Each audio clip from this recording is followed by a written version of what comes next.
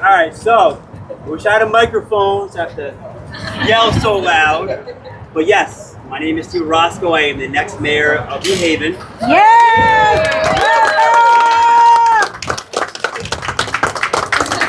So people obviously in New Haven say, Steve, you're crazy. You're a Republican. There's no way you can win here. It's been blue for so long.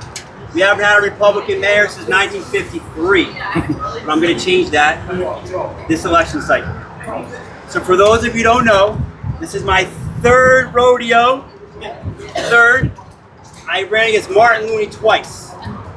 Now when I was asked in 2022, I got the call from Ben Proto, our GOP chairman. He said, Steve, I heard a lot about you. Probably from one of these two. He said, I heard, you're this young, hungry, dynamic kid, just moved back from California. You might want to represent the Republican Party. And I said, okay, what do you got? So we met at this diner. We went over all these different issues. He said, this is what I got for you. We got Al Palillo. So those of you don't know, I'm in Ward 18 in East Shore. With Al Palillo for state rep, we had Martin Looney for state senator.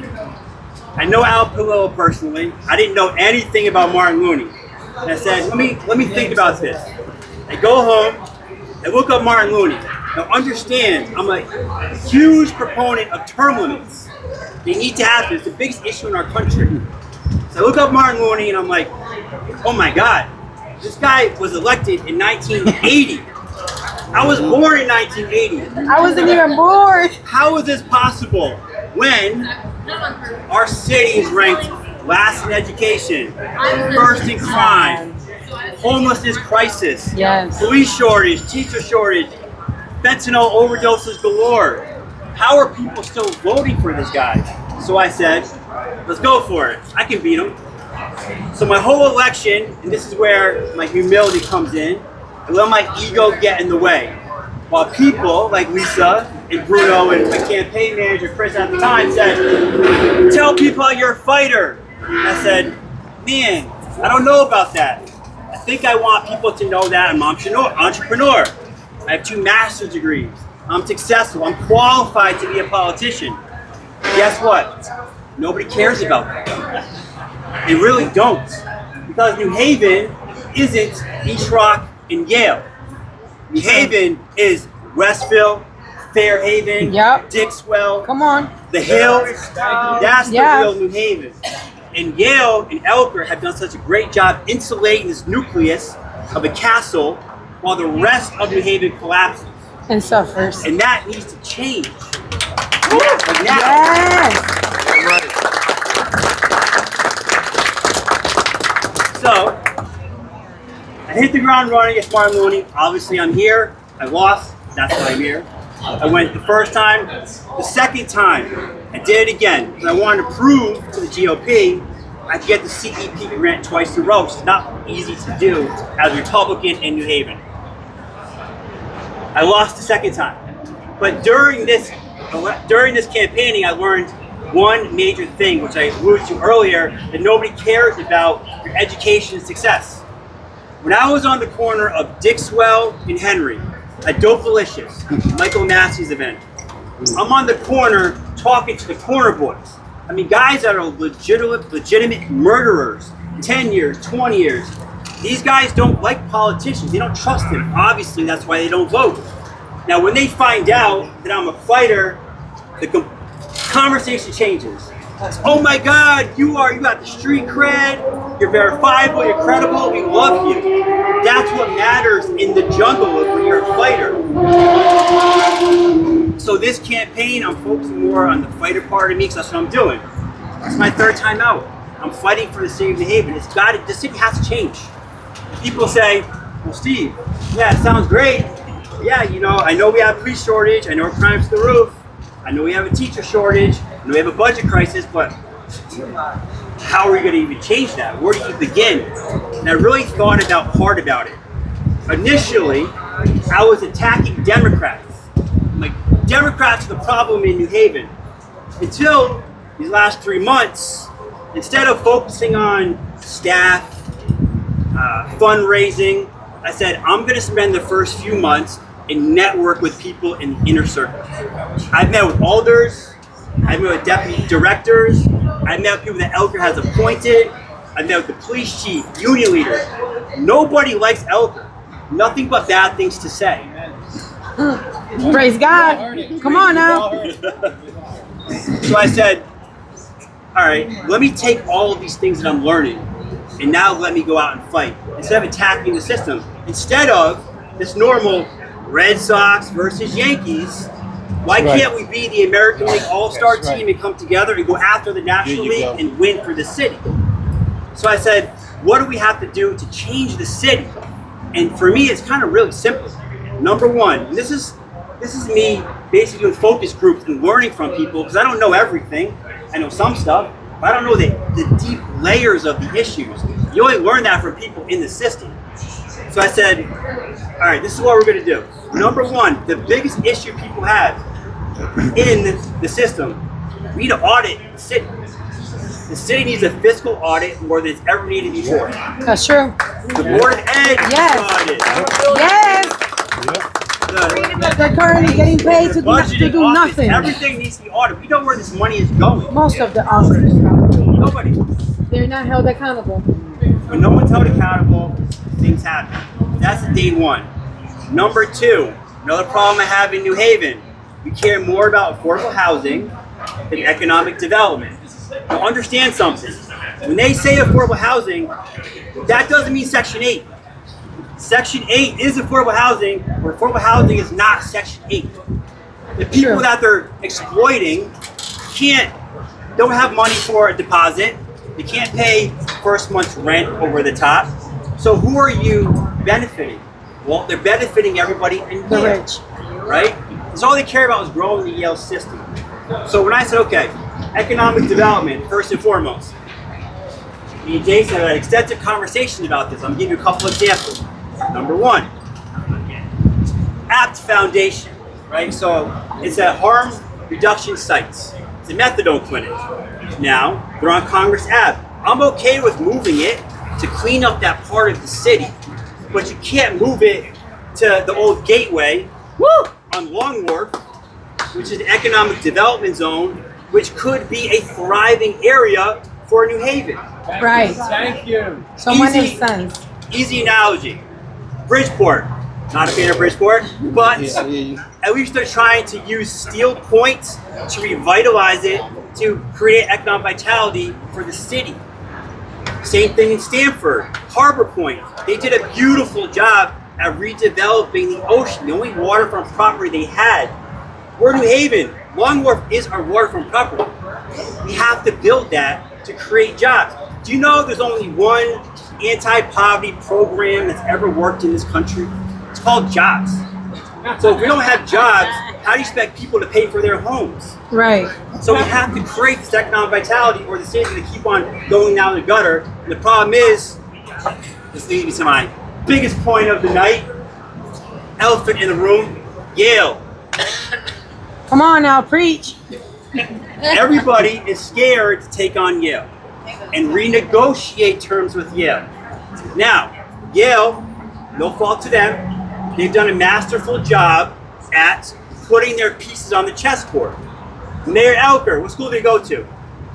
Yale. Previous mayor Hart, what school did she go to? Yale. We have alders who went to Yale. So they're doing what they're supposed to do, and those people are not going to fight for the residents of New Haven. I don't care about Yale. Yale owns 40% of this city, tax exempts. Unfortunately. That is crazy. That's literally $120 million in lost tax revenue. They only pay $25 million per year. And the worst part about it is they buy property that they don't even develop and they just sit on it, tax free. And as much as I don't like the current candidate running for mayor in New York, Mandami, right, who's probably going to win, unfortunately, he goes on record and says things like, we need to attack landlords who keep their properties vacant when we can use those for city services. Okay, so why aren't we doing that to Yale? Why is Yale able to sit on these properties tax-free and just chill? Obviously, I can't change that. I can legislate with the Connecticut General Assembly and work on those kind of things.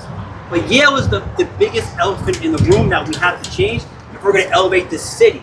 And the reason why I want to end with the most important reason to elect me this year, if you think Yale does not pay their fair share, next year is the last year of their contract. Yeah, that's true. They pay in their last year $16 million and then they renegotiate. So if you elect me, I'm going to be the one to renegotiate with Yale. Yeah. Not Mayor Elker, who's going to give Yale everything that they want. That is correct. So with that said, Yes. A question. The homeless problem in New Haven. What's right there? How do we deal with the homeless problem? yeah. I mean, homeless obviously is a big issue. I honestly do think we need a 24-hour shelter for homeless. I've actually met, I don't want to name names, so someone that was appointed by Elker, but this person had a great idea to solve homelessness problem. The Elker actually shut down. So that's where I'm going to start. Is that Amistad? What? The Amistad house? Maybe. I wanted to share something. Sure. As a low-income resident of the New Haven Housing Authority, I represent the minority, right? And I'm also Latina. One of the things that I have discovered through my advocacy in the Board of Commissioners for the Housing Authority is that every Section 3 contractor is mandated by HUD law to one of the percentage, right, to either train or hire our residents. Currently, that is not happening in the Housing Authority. HUD laws were built to break generational curses among the less fortunate families in the city. So is there anything that you can do to implement, because the law also states that, and I'm a little nervous, if those contractors document attempts to either hire or train and the residents refuse it, then they are okay with law. But currently there's so many redevelopments happening in the city with billions and billions of dollars that currently are not affecting the low-income population the way that they should. So can you explain how would you partner? And I love the New Haven Housing Authority. I have built a lot of myself with the Housing Authority, so I respect them wholeheartedly. But I just wish that they care more about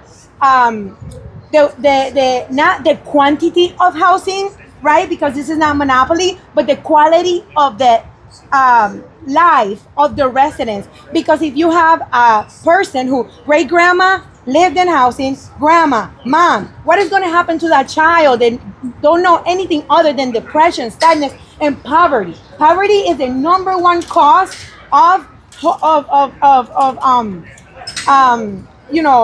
problems for young adults. Currently, the suicide rate is going up. So what are you going to do for the youth to bring down the suicide rate? And how are you going to hold the housing authority that has a lot of money to help the low income come out of out of the poverty that they're on, because they have the keys? I get it. Okay, so complex question. So like I've mentioned before, I literally have walked some of the worst streets in New Haven. Arthur Lamberton's a great example. I'm walking down there and I feel like I'm in a third world country, and I say to myself, how does this happen? How's the community deteriorate on this level? Obviously, we talk about Yale, that's why it gets like that. But I didn't want to say this yet, but one of my day ones is going to be an initiative called Made in New Haven, where we give tax credits and incentives for hiring New Haven people and builders for New Haven. Like I said before, the only way you get out of poverty is through a job. You can't get through just government assistance.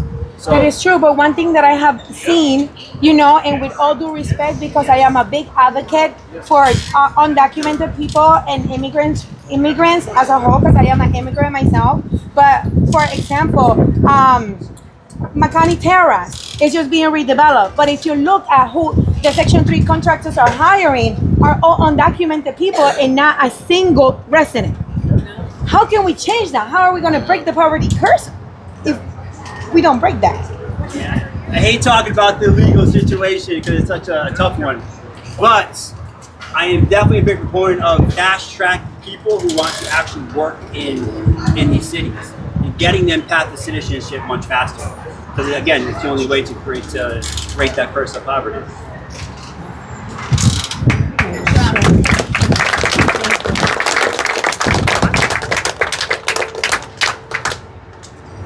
What happened? No, I'm joking. So, guys, first of all, thank you for coming. I really appreciate it. Before I go, gotta do it first. My wife and my son, my family right here. Yeah! They unfortunately, along with my in-laws, Jeannie and Rocco, got me to move back to Connecticut from California. And I was happy.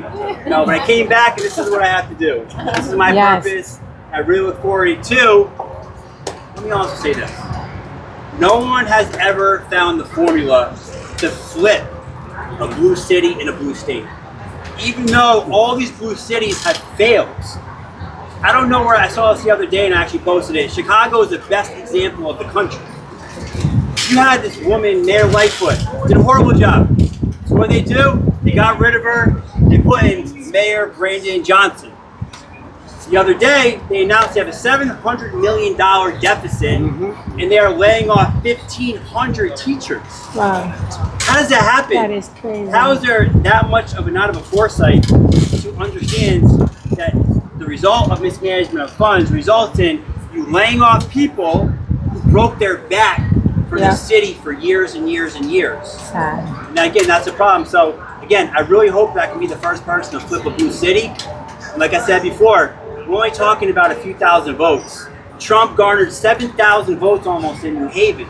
Get all of them to vote, plus another couple thousand, take the city back. We put a wrench in the system. Yes, we need you to come back. Knock on every door in this city. Like I said before, this is not Democrats versus Republicans. This is coming together and going after the system itself that's failed us. And I'm telling you, it's Yale and Yale only. So with that said, Mr. Orosco, I got a question. So we'll do some more questions one-on-one. Okay. I just want to make sure everybody signs up. Amber is going to be reaching out to you.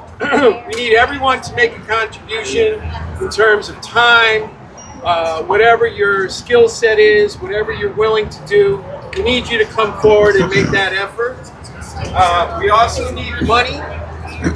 So if you could make a donation tonight, we would appreciate it. Make a donation tomorrow. Tell your friends. We need to raise money. Okay, this doesn't work without funds. Right. We also need to grow our electorate. So Steve just made a great point. Actually, if every Republican actually came out to vote, you all would win a municipal election.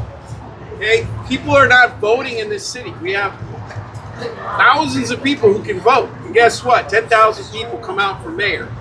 And that's like, it's like 20% or something, 25%. I've spoken to people. 20%. I've spoken to people. I grew up here in Fairhaven. I've spoken to people that tell me that they think elections don't matter. They think their vote and their voice do not matter. And I think that if we're able to reach those people and explain to them that their voice does matter, That's exactly I think we can make that happen. We have to grow this electorate in a municipal election.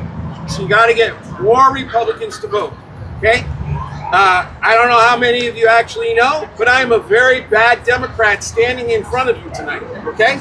So you got a Democrat here who's willing to cross party lines and work for a Republican to get change in New Haven.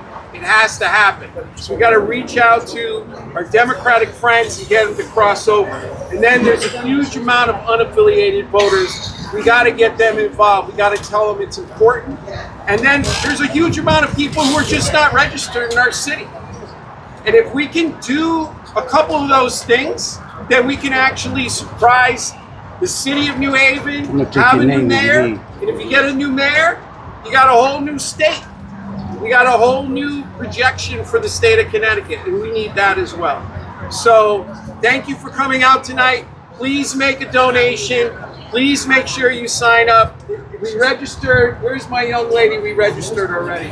We registered one young person, graduated from Wilbercross. Where are you? Right here. Come in. Hi. Come in. Right here, stand up. There you go. You gotta pick up the vote tonight. If you're not here.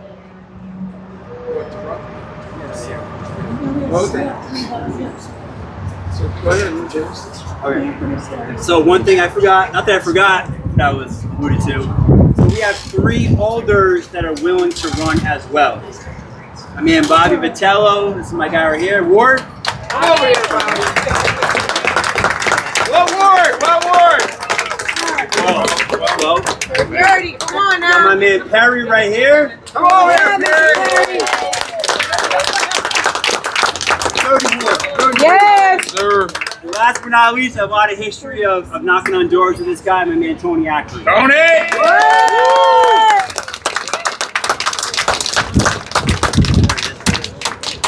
You gotta get at least one of these 3 elected. I'm telling you.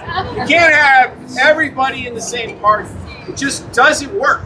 You have to have a 2-party system. You gotta have checks and balances, folks. You gotta get involved in this campaign.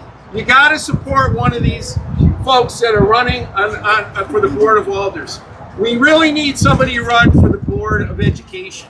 Okay? There's 2 people who get elected on the Board of Education. We need somebody to run for the Board of Education. All right? So we need people to step up. All right? And with that being said, please cash out. No, you can't cash out. Get your checkbook out. Go online and give. And thank you very much. Thank you. Thank you. Yes.